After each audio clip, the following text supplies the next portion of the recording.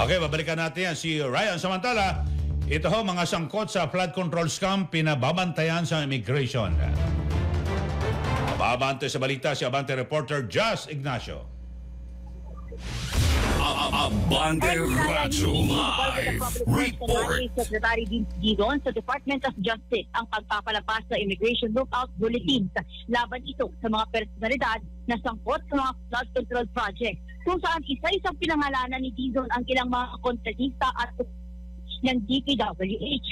Kabilang sa nabanggit ni Dizon ay sina Curly Astara Vizcaya ng Alpha and Omega, General Contractor and Development Corporation, General Manager ng Wawal Builders at si Mark Alan Arevalo at iba pa. Kabilang naman sa mga opisyal ng DPWH ay sina OIC Assistant Regional Director Henry Alcantara, OIC District Engineer Bryce Fernandez at marami pang iba.